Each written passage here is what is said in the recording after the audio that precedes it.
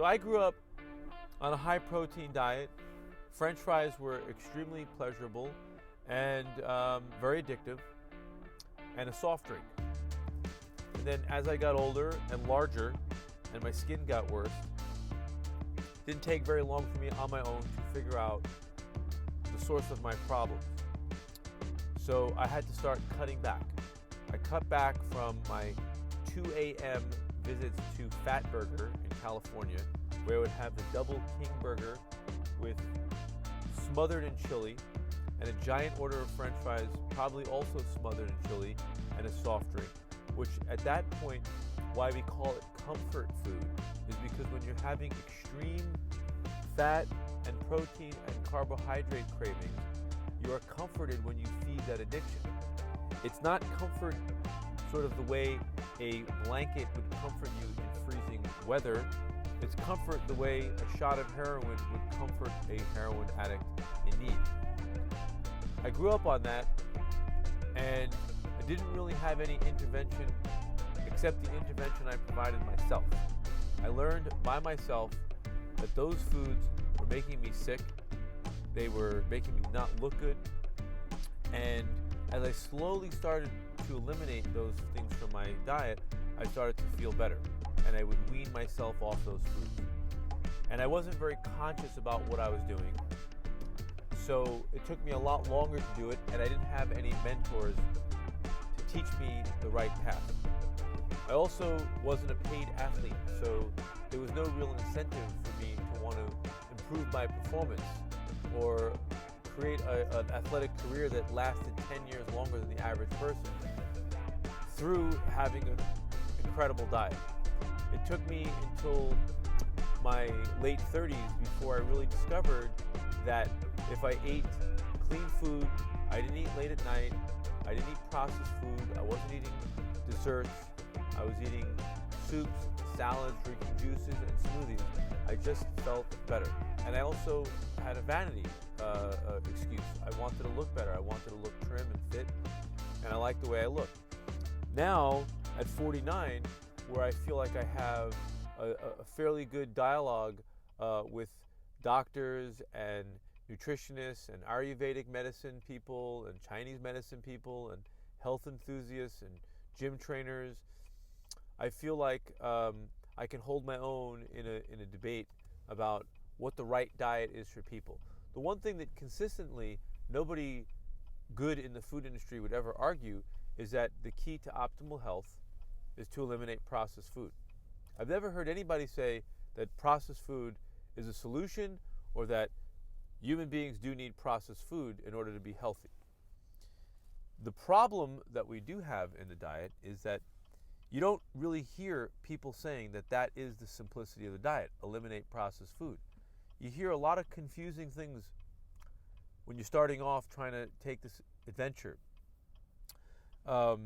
If you're suffering from cancer and trying to recover from cancer, some medical books might actually say that post-surgery, the best thing for you to do is go home and eat lots of protein to heal yourself faster from your surgery, which is complete and utter sickening nonsense. There's more science against that than there is science for that.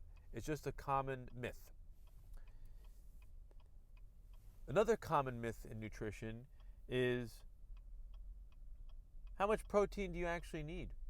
Or whether or not a vegan diet is actually a good diet, whether someone can be healthy on a vegan diet, and whether or not fruit is good. Right now, fruit is definitely not the darling of nutrition. People are not telling people to eat more fruit. They're telling people to lower their intake of sugar. They're using the word sugar in a generic term. They're saying just avoid that thing that has sugar in it. They're not saying specifically what I hear. They're not saying, no matter what, avoid processed food and the processed sugars that processed food have. However, eat more fruits and vegetables.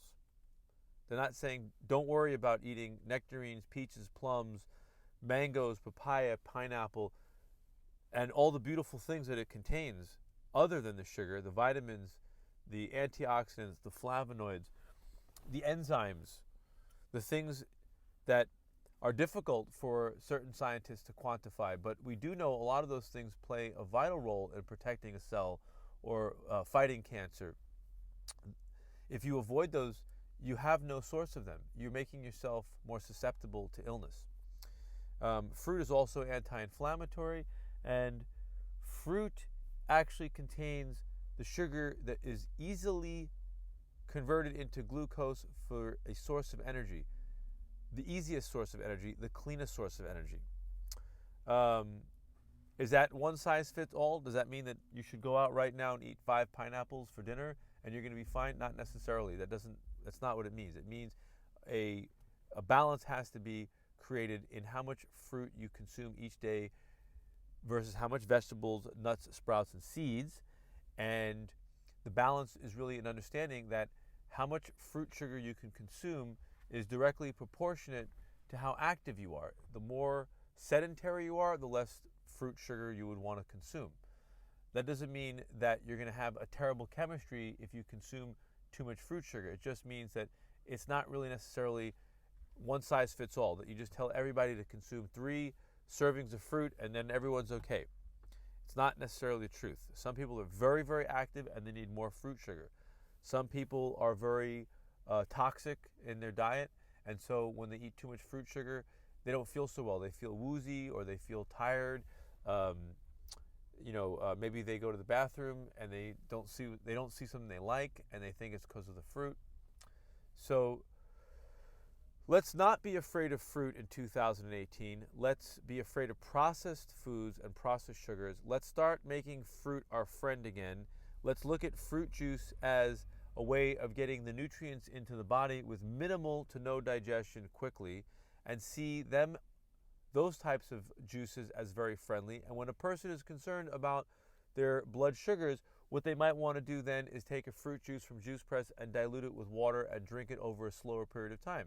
Or if a person is concerned about how much fiber is in a fruit juice from Juice Press, what they can do is drink that juice for its nutrients and calories and hydration and alkalization, and maybe consume it with a couple of sticks of celery for the fiber. So there are ways around some of these misconceptions in nutrition. If you're trying to appease a doctor who's saying there's no fiber in the juice, therefore it's bad, well then eat a celery stick or 2 when you're drinking a juice that you like to consume.